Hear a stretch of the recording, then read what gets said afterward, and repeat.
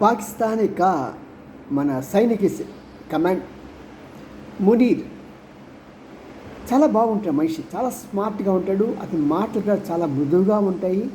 పక్క వాళ్ళని ఎంతో కన్విన్సింగ్ చేసే విధంగా ఉంటూ ఉంటాయి. మరి అతని వెనక ఒక ప్రేమ గాథ ఉంది, లవ్ స్టోరీ. చెప్పుకుంటారా? మీరు వింటారని చెప్తాను. మరి అతను యవ్వనంలో ఉన్నప్పుడు, అంటే బహుశా అతను బ్రిగేడియర్ ర్యాంక్లో ఉన్నప్పుడు హైదరాబాద్ రావడం జరిగింది. ఇతను కూడా చాలా ధనిక కుటుంబం నుంచి వచ్చాడు. ఇక్కడ హైదరాబాద్లో చాలా జమీందారీ వంశానికి చెందిన ఒక ఆమె ఇతనికి పరిచయం అయింది. వాళ్ళ ప్రేమ చిగురించి ముందుకు వెళ్తున్న సమయంలో ఏమైందంటే, అతనికి భారతదేశంతో వచ్చిన యుద్ధంలో చాలా బిజీ అయిపోయాడు. ఎంత బిజీ అయిపోయాడంటే ఆఖరికి తను ప్రేమించిన వ్యక్తితో మాట్లాడటానికి కూడా సమయం లేకుండా పోయింది. అంత బిజీగా ఉన్న వ్యక్తి తను ప్రేమించిన అమ్మాయిని ఏమాత్రం గుర్తు చేసుకోలేకపోవడం మూలంగా ఆమె ఏమనుకుందంటే, నన్ను మర్చిపోయాడేమో అనుకుంది. మనకి కథ చూస్తుంటే మనకి మన భారతదేశ చరిత్రలో కథ, శాకుంతల కథ ఉంటుంది, అది జ్ఞాపకం వస్తుంది కదా.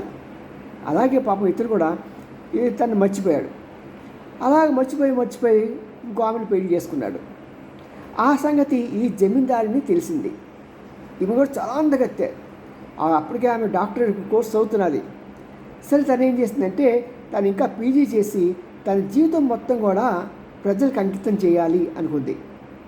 చూస్తున్న సినిమా కథలాగా ఉందా అనిపించవచ్చు. ఎందుకంటే లవ్ స్టోరీ అయినప్పటికీ ఎప్పటికేసే మనకి లవ్ స్టోరీలో వచ్చేప్పటికి సినిమా కథలా కనిపిస్తుంటాయి. కానీ ఇది వాస్తవం.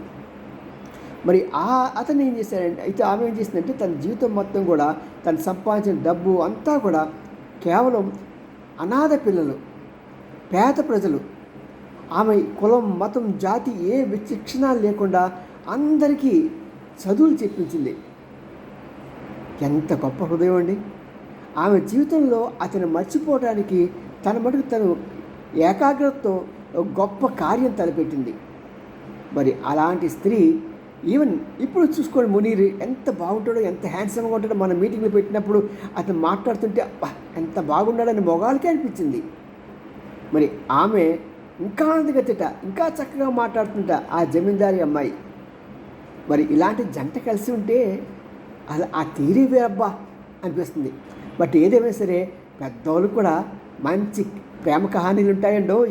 పాపం ఇలాగ జరగడం చాలా దురదృష్టకరం.